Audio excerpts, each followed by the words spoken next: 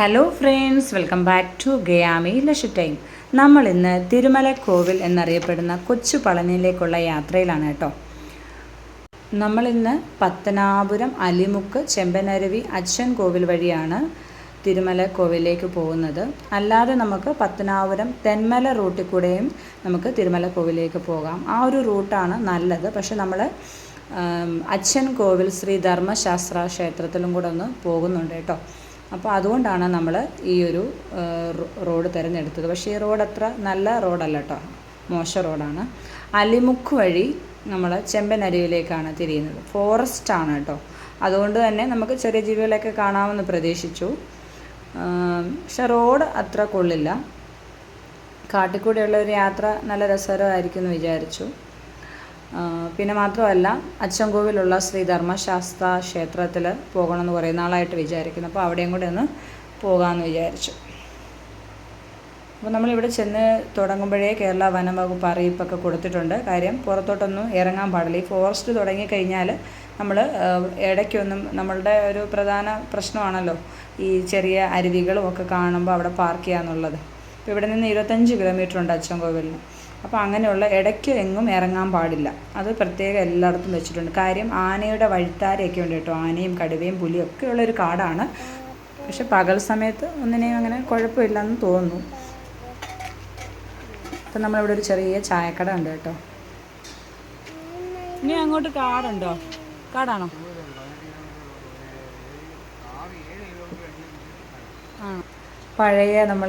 പഴയ ഒരു ചായക്കട, നല്ല സ്വാദേറും ചായയായിരുന്നു കേട്ടോ. എനിക്കിഷ്ടമായി. നമ്മളവിടുന്ന് ചെറിയ കടിയൊക്കെ കഴിച്ചു. അങ്ങനെ നമ്മൾ ഒരു 4 മണി ആയതോടുകൂടി അച്ഛൻ കോവിലോട്ട് വന്നിട്ടുണ്ട് കേട്ടോ. അപ്പോൾ അച്ഛൻ കോവിൽ ക്ഷേത്രം ഇതാണ് കേട്ടോ, ശ്രീ ധർമ്മശാസ്ത്ര ക്ഷേത്രം. അപ്പോൾ വൈകുന്നേരം ആയതുകൊണ്ട് തന്നെ കോടയൊക്കെ ഇറങ്ങിയിട്ടുണ്ട്. വീടിൻ്റെ ടെറസിൻ്റെ മുകളിലൊക്കെ മയിലിരിക്കുന്നു. പിന്നെ കുറേ കുരങ്ങന്മാരൊക്കെ ഉണ്ട് ഇവിടെ. ഇതാണ് ശ്രീ ധർമ്മശാസ്ത്ര ക്ഷേത്രം. അപ്പോൾ നമ്മൾ ചെന്നപ്പോൾ നട തുറന്നിട്ടില്ലായിരുന്നു. നമ്മൾ കുറച്ച് നേരം വെയിറ്റ് ചെയ്തു. നോക്കിക്കേ, അവിടെ പന്നികളൊക്കെ ഇങ്ങനെ ആർക്കും പേടിയൊന്നുമില്ല, ആരും ഓടിച്ചു വിടുന്നില്ല. കുട്ടികളൊക്കെ ആയിട്ട് വന്നിരുന്ന് കഴിക്കുക. അപ്പോൾ അവിടുന്ന് ക്ഷേത്ര ദർശനമൊക്കെ കഴിഞ്ഞ് നമ്മൾ ഇനിയും തിരുമല കോവിലേക്ക് പോവുകയാണ്. അച്ഛൻ കോവിലിൽ നിന്ന് തിരുമല കോവിലേക്ക് ഒരു ഏകദേശം 25 കിലോമീറ്റർ ദൂരമുണ്ട് കേട്ടോ. പോകുന്ന വഴിയിലെ കാഴ്ച നോക്കിക്കേ, എന്ത് രസമുണ്ടല്ലേ. നമുക്ക് ദൂരെ വിൻഡ് ഫാമൊക്കെ കാണാം കേട്ടോ. അവിടെ നിന്ന് നോക്കിയാൽ മനോഹരമായ കാഴ്ചയാണ്. നല്ല കോടയൊക്കെ വരുന്നുണ്ട്. അപ്പോൾ നമ്മൾ തമിഴ്നാട് ഡിസ്ട്രിക്റ്റിലേക്ക് കയറിയല്ലോ. അപ്പോൾ തന്നെ നല്ല കൃഷിയൊക്കെ കണ്ടു. എന്ത് ഭംഗിയാണെന്നറിയോ, ചെറിയ ചെറിയ മാവിൻ്റെ ചെറിയ തോട്ടങ്ങൾ, തെങ്ങിൻ തോപ്പുകൾ. പോകുന്ന വഴി നോക്ക്, ഒരു തമിഴ് ഗ്രാമീണ കാഴ്ചകളാണ് നിങ്ങൾ കണ്ടുകൊണ്ടിരിക്കുന്നത് സുഹൃത്തുക്കളെ. ഇവിടെ ഒരു കനാലുണ്ട് കേട്ടോ. ഇവിടെ നിന്നായിരിക്കും ഇവിടെയുള്ളവർ വെള്ളമൊക്കെ ഉപയോഗിക്കുന്നത്. പോകുന്ന വഴിയിലൊരു പാടത്ത് നോക്കിക്കേ, ഒരു മയിലിങ്ങനെ പീലിയൊക്കെ വിടർത്തി നൃത്തമാടുവാണ് കേട്ടോ. അവിടെ ആ ഒരു പാടത്ത് ധാരാളം മയിലുകളുണ്ട് കേട്ടോ. അപ്പോൾ നമുക്ക് അവിടെ നിന്ന് നോക്കിയാൽ നമ്മൾ പോകുന്ന തിരുമല കോവിൽ കാണാം കേട്ടോ.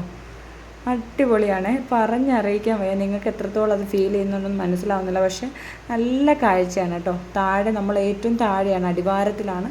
അപ്പോൾ അവിടെ നല്ല പാടങ്ങളാണ് കേട്ടോ. ധാരാളം മയിലുകളുണ്ട്. പോകുന്ന വഴി നോക്ക്, റോഡിൻ്റെ 2 വശവും മരങ്ങളൊക്കെ ഉള്ളതുകൊണ്ട് നല്ല തണലാണ്, കാഴ്ചയും നല്ലതാണ്. ഇപ്പോഴും നമ്മൾ കുന്നിൻ്റെ അടിവാരത്തുള്ള ക്ഷേത്ര കവാടത്തിൽ എത്തിച്ചേർന്നിട്ടുണ്ട്.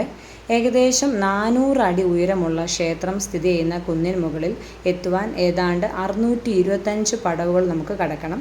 പടവുകൾ കയറി പോകുമ്പോൾ ഭക്തർക്ക് വിശ്രമിക്കാനായി ഇടയ്ക്കിടെ മനോഹരമായ ചെറു മണ്ഡപങ്ങൾ ഒരുക്കിയിട്ടുണ്ട്. അവിടെ ഇടുമ്പനും കടുവാട്ടു ഗണപതിക്കും പ്രത്യേക ക്ഷേത്രങ്ങളുമുണ്ട് കേട്ടോ. പണ്ട് കാലത്ത് ഇതേപോലെ നമുക്ക് പാർക്കിംഗ് സൗകര്യം കുന്നിന് മുകളിൽ ഇല്ലായിരുന്നു.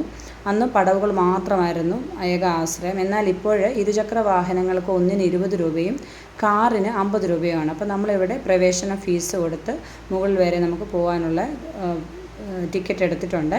അപ്പോൾ പോകുന്ന വഴി അതിമനോഹരമാണ് കേട്ടോ. നല്ല കാഴ്ചകളാണ്. നിങ്ങളൊരു അടിപൊളി വ്യൂ കാണിച്ചു തരാം. നമ്മൾ തിരുമല കോവിലേക്ക് എൻട്രി ചെയ്ത് കഴിഞ്ഞാൽ അവിടെ നമ്മൾ കാറിൻ്റെ പാർക്കിംഗ് ഫീസൊക്കെ കൊടുത്തതിന് ശേഷം നമ്മളിങ്ങോട്ട് കയറി വരുമല്ലോ. കയറി വരുമ്പോൾ കാണുന്ന കാഴ്ചയാണിത് കേട്ടോ. നോക്കത്താ ദൂരത്തോളം കുന്നുകളും മലകളും പച്ചപ്പുമായിട്ട് മനോഹരമായ കാഴ്ചയാണ്. നിങ്ങൾക്ക് എത്രത്തോളം ഇത് മനസ്സിലാവുമെന്ന് എനിക്ക് അറിഞ്ഞുകൂടാ, പക്ഷെ കാണാൻ നല്ലതാണ്. അപ്പോൾ നമ്മൾ മുകളിലെത്തി, കുന്നിന് മുകളിലെത്തി. അവിടെ വിശാലമായ പാർക്കിംഗ് ഏരിയ ഉണ്ട്. അവിടുന്ന് നമുക്ക് നേരെ പടവുകൾ താണ്ടി മുകളിലേക്ക് കയറാം. നമ്മൾ വന്ന ഒരു നല്ലൊരു സമയത്താണ് കേട്ടോ, ഒരു 5:30 സമയത്താണ് വന്നത്. ഈ ഒരു സമയത്ത് വന്നാൽ നമുക്ക് രാത്രികാല കാഴ്ച, പിന്നെ നല്ല കാറ്റാണ്, തെക്കൻ കാറ്റിൻ്റെ വീശലെന്ന് പറയുന്നത് പറയാതിരിക്കാൻ അടിപൊളിയാണ്. അപ്പോൾ നമുക്ക് ഉച്ചയ്ക്കും രാവിലെയൊക്കെ വന്നാൽ നല്ല ചൂടായിരിക്കും, നമുക്ക് യാത്ര അത്ര സുഖകരമായിരിക്കും. പക്ഷേ ഈ ഒരു സമയത്ത് വന്നാൽ നല്ലൊരു അറ്റ്മോസ്ഫിയർ ആയിരിക്കും. അപ്പോൾ അത്യാവശ്യം തിരക്കൊക്കെ ഉണ്ട് കേട്ടോ. കയറി ചെല്ലുമ്പോൾ ഇതേപോലെയുള്ള ഒരു പ്രവേശന കവാടമുണ്ട്.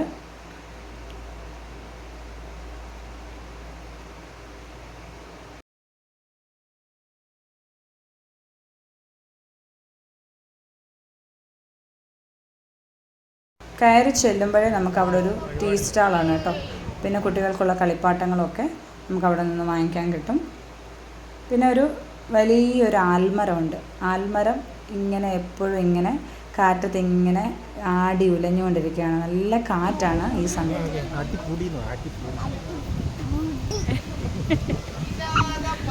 കുട്ടികൾ ഭയങ്കര എൻജോയ് ചെയ്യുന്നുണ്ട് കേട്ടോ. അപ്പോൾ ഇതിൻ്റെ ക്ഷേത്രത്തിൻ്റെ കിഴക്കേ കവാടത്തിൽ നിന്നുള്ള കാഴ്ച നല്ലതാണ് കേട്ടോ, ദൂരക്കാഴ്ച നല്ല.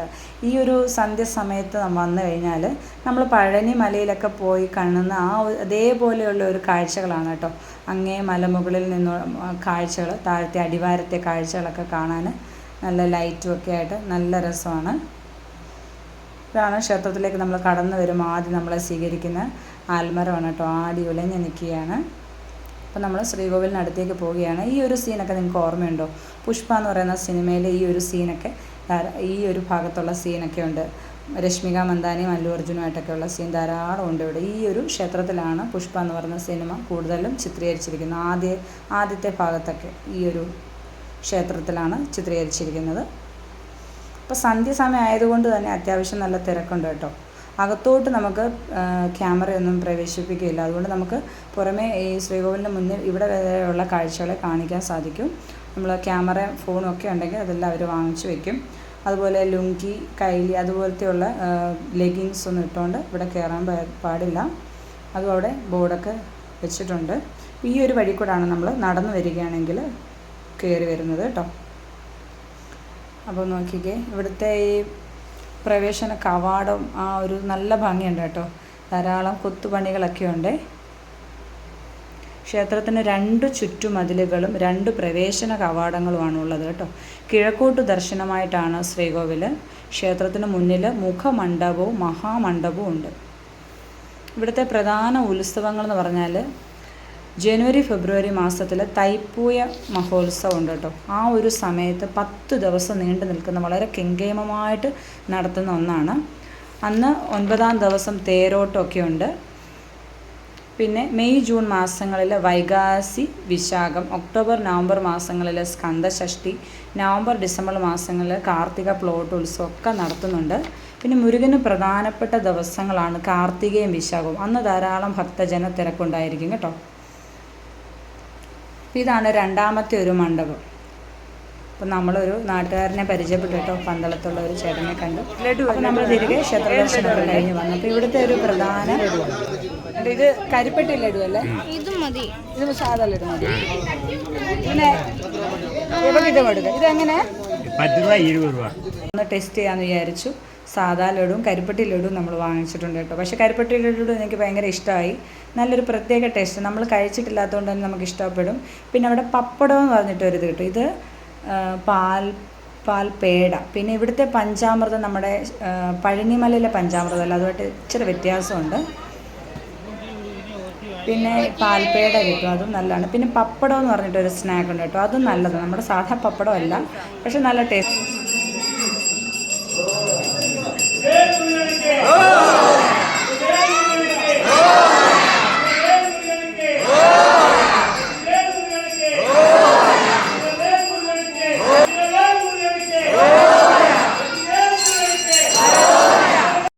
ഇവിടെ എന്താ ഒരു നേർച്ച എന്തോ ആണെന്ന് അറിഞ്ഞുകൂടാ. ഈ ഒരു സമയത്ത് രഥം ഇറക്കുമെന്ന് എനിക്കറിയില്ല, എന്തോ നേർച്ചയൊക്കെ ഉണ്ടെന്ന് തോന്നുന്നു.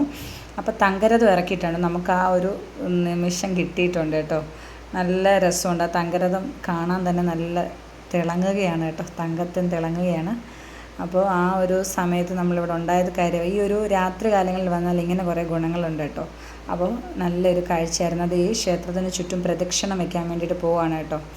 എന്തോ നേർച്ചയോ വല്ലതും ആയിരിക്കും, അതോ എല്ലാ ദിവസവും ഇങ്ങനെ ഉണ്ടോ എന്ന് എനിക്ക് അറിഞ്ഞുകൂടാ. നല്ലൊരു കാഴ്ചയായിരുന്നു.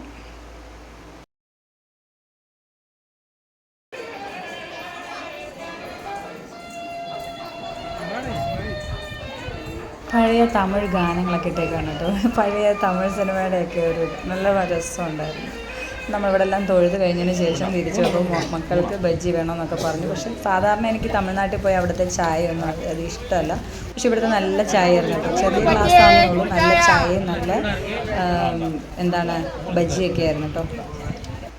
അപ്പോൾ എല്ലാവർക്കും ഇഷ്ടമായി കേട്ടോ. നമ്മൾ ഈ ഒരു സമയത്ത് വന്നതുകൊണ്ടായിരിക്കും ക്ഷീണമൊന്നും പ്രത്യേകിച്ച് തോന്നുന്നില്ല. കുട്ടികളും ഭയങ്കര ത്രില്ലടിച്ചിരിക്കുകയാണ്. അപ്പോൾ വളരെ മനോഹരമായിട്ടുള്ളൊരു കാര്യം. അപ്പോൾ നിങ്ങൾ ഈ തിരുമല കോവിൽ സന്ദർശിക്കാൻ ആഗ്രഹിക്കുന്നവർ നിങ്ങൾ ഈ ഒരു വൈകുന്നേര സമയങ്ങൾ തിരഞ്ഞെടുക്കാൻ ശ്രദ്ധിക്കണം കേട്ടോ. ഈ ഒരു സമയത്ത് വന്നാലായിരിക്കും നല്ല കാഴ്ചകൾ കാണാൻ സാധിക്കുന്നത്. നമുക്ക് ക്ഷീണം അനുഭവപ്പെടത്തില്ല. അപ്പോൾ ഈ ഒരു സമയത്ത് നിങ്ങൾ ചൂസ് ചെയ്യുന്നതായിരിക്കും നല്ലത്. മനോഹരമായൊരു യാത്രയാണ്. നിങ്ങൾ സംതൃപ്തിയോടെയാണ് ഇറങ്ങുന്നത് കേട്ടോ. അപ്പോൾ ഇനിയും വരണം എന്ന് വിചാരിക്കുന്നു. അപ്പോൾ നോക്കിയേ, എന്ത് ഭംഗിയാണല്ലേ കാണാൻ. രാത്രികാല കാഴ്ചകളാണ്, എല്ലാം ലൈറ്റൊക്കെ ഇട്ട്. എനിക്കൊരു പളനിയിൽ നമ്മൾ പോയ ആ ഒരു ഫീലാണ് കേട്ടോ തോന്നുന്നേ. നമ്മൾ തിരിച്ചു വരികയാണ് കേട്ടോ. അപ്പോൾ പുളിയറ കഴിഞ്ഞ് ആര്യങ്കാവിന് ഇടയിലുള്ളൊരു സ്ഥലമാണ്. അപ്പോൾ ഇവിടെ ധാരാളം ഫ്രൂട്ട്സ്, എല്ലാ സാധനവും ഉണ്ട് കേട്ടോ. പച്ചക്കറി, ഫ്രൂട്ട്സ്, ചിപ്സ് ഐറ്റംസ് ഒക്കെ ഇവിടെ കിട്ടും. അപ്പോൾ നമ്മളിവിടുന്ന് കുറേ സാധനങ്ങളൊക്കെ വാങ്ങിച്ചു. നല്ല ചിപ്സൊക്കെ കിട്ടും കേട്ടോ. ഈ ഒരു കടയിൽ നല്ല ചിപ്സാണ്. നമ്മൾ കപ്പ ചിപ്സും നമ്മൾ ഈ ഏത്തയ്ക്ക ചിപ്സൊക്കെ ഓണത്തിൻ്റെ ഇരിപ്പുണ്ട്, അതുകൊണ്ട് അതൊന്നും നമ്മൾ വാങ്ങിച്ചില്ല. മിച്ചറൊക്കെ വാങ്ങിച്ചു, നല്ലതാണ്. പക്ഷേ നമ്മൾ ചോളം അധികം വാടിയിട്ടുള്ള ചോളമായിരുന്നു, അതുകൊണ്ട് ചോളം വാങ്ങിച്ചില്ല. പിന്നെ കുറച്ച് നെല്ലിക്കായും അങ്ങനെയുള്ള കുറേ പച്ചക്കറി ഐറ്റം, ഉള്ളിയൊക്കെ വാങ്ങിച്ചു. ഉള്ളിക്കൊക്കെ വിലക്കുറവുണ്ടെന്ന് വിചാരിച്ചു, പക്ഷേ അധികം വിലക്കുറവില്ല, അതുകൊണ്ട് കുറച്ചുള്ളിയൊക്കെ വാങ്ങിച്ചു. നെല്ലിക്കയൊക്കെ വാങ്ങിച്ചു. പക്ഷേ നല്ല രസമുണ്ട്, നീളത്തിൽ അങ്ങ് സ്റ്റാളായിട്ട് കിടക്കുകയാണ്. നല്ല തിരക്കുണ്ട്. ഇത് കണ്ടോ, സ്റ്റാർ പുളിയാണെന്ന് തോന്നുന്നല്ലേ. എല്ലാ ഫ്രൂട്ട്സും, ഒരുമാതിരിപ്പെട്ട ഫ്രൂട്ട്സ് എല്ലാം ഇവിടെ കിട്ടും. കണ്ടോ, നമ്മൾ തിരിച്ചു പോകുന്ന വഴിയാണിത് കേട്ടോ. പുളിയറ കഴിഞ്ഞ് ആര്യങ്കാവിനിടയിലുള്ള കാഴ്ചയാണ്. എല്ലാ ഇത് കണ്ടോ, എല്ലാ ഡ്രാഗൺ ഫ്രൂട്ടും എല്ലാ ഫ്രൂട്ട്സും കിട്ടും. സീതപ്പഴം, മുന്തിരിങ്ങ, ആപ്പിള്, ഓറഞ്ച്, പേരയ്ക്ക. പക്ഷെ ചോളം വാങ്ങിക്കാമെന്ന് ഞാൻ വിചാരിച്ചു, പക്ഷെ ചോളം നല്ലതല്ല, വാടിയിട്ടില്ല. ഇതുണ്ടോ, വാഴയ്ക്ക ചിപ്സ്, എന്ത് പെട്ടെന്നാണ് അല്ലേ. പക്ഷേ ചിപ്സൊക്കെ നമ്മുടെ ഓണത്തിൻ്റെയൊക്കെ ഇരിപ്പുണ്ട്, അതുകൊണ്ട് നമ്മൾ അതൊന്നും വാങ്ങിച്ചില്ല. പക്ഷേ കപ്പ ചിപ്സ് വാങ്ങിച്ചേട്ടോ, നല്ല കപ്പ ചിപ്സാണ്. എന്ത് എളുപ്പമുണ്ടല്ലോ ഇങ്ങനെ വറുക്കുന്നത്. അപ്പോൾ നമ്മുടെ ചെറിയ വ്ളോഗ് നിങ്ങൾക്ക് ഇഷ്ടപ്പെട്ടെന്ന് വിചാരിക്കുന്നു. ഇഷ്ടപ്പെടുകയാണെങ്കിൽ ലൈക്കും ഷെയറും സബ്സ്ക്രൈബും ഒന്ന് ചെയ്തേക്കണേ. അപ്പോൾ നമ്മൾ വീട്ടിലൊരു 10-10:30 ആയതോടുകൂടി വീട്ടിലെത്തിയിട്ടുണ്ട് കേട്ടോ. അപ്പോൾ മറ്റൊരു നല്ല വീഡിയോയുമായി വീണ്ടും വരാം. Thanks for watching.